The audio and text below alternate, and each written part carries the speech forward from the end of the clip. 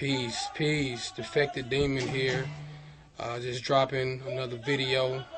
I kind of wanted to share some things. I know that there are people who have been on paths where they've probably tried a bunch of different religions or spiritual philosophies, this, that, and the other, and find themselves either drained or neutral or having no idea what it is they want to do. So this video will be dedicated to a very basic and simple way to connect with ancestry or try to find whatever your type of spirituality is. It's going to be sort of prototyped on the majority of religions, traditional African religion, pretty much almost except for Christianity, because Christianity is one of the few things that don't have an altar that you actually still give offerings to God or the particular gods or deities that you're trying to connect with. I'm going to show you something here, just a very basic thing that I do. Over here is my particular altar.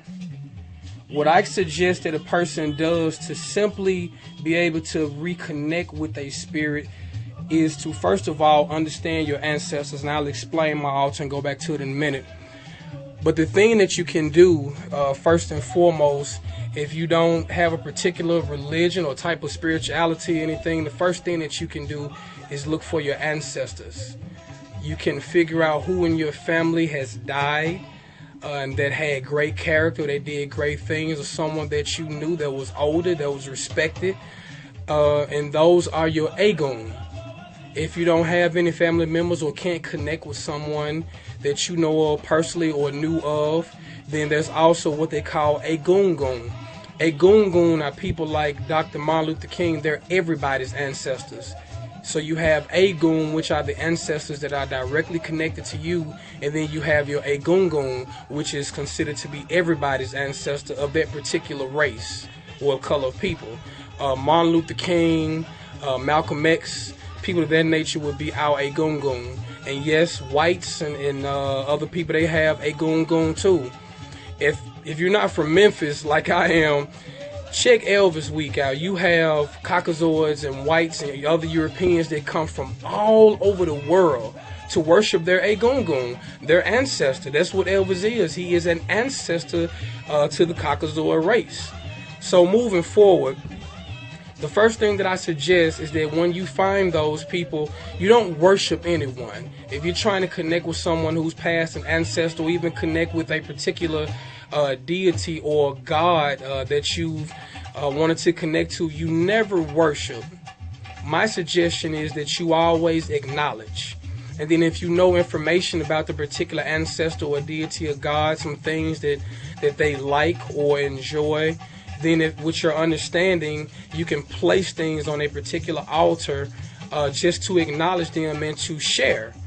One thing that people don't really understand about the spirit world is that it really is give and take.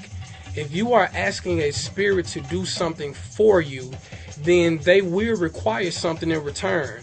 Some will go ahead and do it, but to be fair and true, one must give back.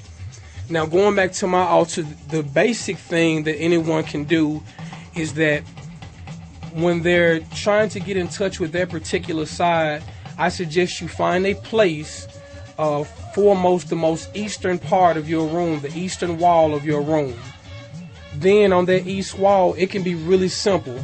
All you have to do is every day take out a glass, give them some fresh water every single day, and also have a little plate or a bowl, so whenever you're eating something, just share a little bit of your food with them. This is a very basic way of connecting and understanding how to get in touch with ancestry, as opposed to going through religion, seeking answers and everything. All those questions and things that you have for God and all of these other deities, you can find this information out and connect with your ancestors.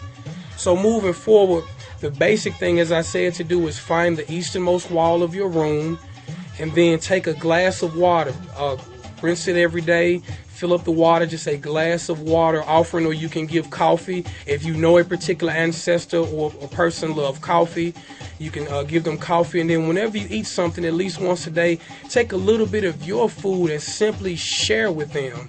because let's not forget they need nourishment on the other side. You can also put a piece of fruit in place near the glass of water, and acknowledge the fact that you are setting these things aside for the ancestors, and you hope that they're nourished and everything, and that they enjoy. Again, very basic understandings of how to connect with one's ancestors. Another thing you can do with a little bit more understanding, if you're really trying to draw them to you, take a small white tea light and light the candle. Once again, not worship, but if you know someone of good character, an Agungun, everyone's ancestor, or Agun, and they have very good character, you can light that tea light and call their name to be drawn to you. You can speak to them, acknowledge them, and if you need a favor or need information, then it's best to ask if you know how to listen, or if not, find someone that can divine for you. So moving forward, going back over to mine, I have things because I'm an Oya. That's what she represents, the rainbow. Divination tools and a pot that's for Ogun and Oshun. You know, once you understand certain things, you are able to call upon certain energies. Need they be from the god or goddess that's within yourself. And if you've exhausted all those resources, then that's when I suggest that you can call out for help. You can, call, like I said, an ancestor, get them to move things. And let's not forget, you talk to them very natural. You speak to them as though you're speaking to your grandparents, with respect and clarity, being genuine and sincere. And that's the thing about prayers. You must have room for them, and you must be extremely sincere. Go back to my list. One important thing, if you don't want to call energy to you that's negative unless that's your intention. But for the most part, if you have an ancestor that you knew that had bad character, was a thief or a murderer or something like that, unless you understand some type of Palo, but I digress, then don't acknowledge or don't call forth those energies that had bad character. Only seek those with good character, those who you know that told the truth, those who lived the life that they spoke about. And so for me, that is just a very basic understanding and a sort of mock traditional African way just to begin to connect. It's not a particular religion. It's not a particular following. But if you found yourself stagnant in religion or some type of spirituality and you haven't gone to your ancestors, this is definitely a way to connect with your ancestors and to bring some type of positive energy that will help you. Once again, that's what religion has been about. Tying back to one's own source is what you do. That's why you do it religiously. It's actually habitual. You go to church or whatever you're gathering a couple of times or once a week pretty much. You say certain prayers to get certain things done. And unfortunately, that's why Jesus and Allah has not answered a lot of black people, because that is not their source. But I digress. There's no disrespect toward Christianity or anyone else, but once you understand these things, you understand that the word God itself is a Babylonian word, which was a deity's name, God, G-A-W-D, God. His name was God, and he governed money. That's why if you look at the dollar bill, that's why I say in God we trust, because there was a Babylonian deity named God.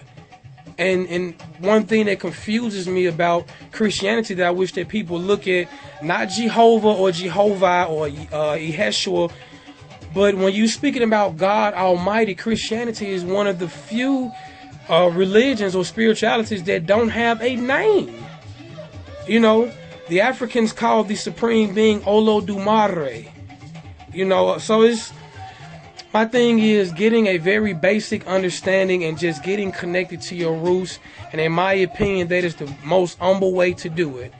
If you can't, build a small altar or give those offerings, we also must remember that the spirit world is not petty. It is always about the intent that you have. They will understand and recognize your intent. And as I say again, just simply acknowledge them and listen.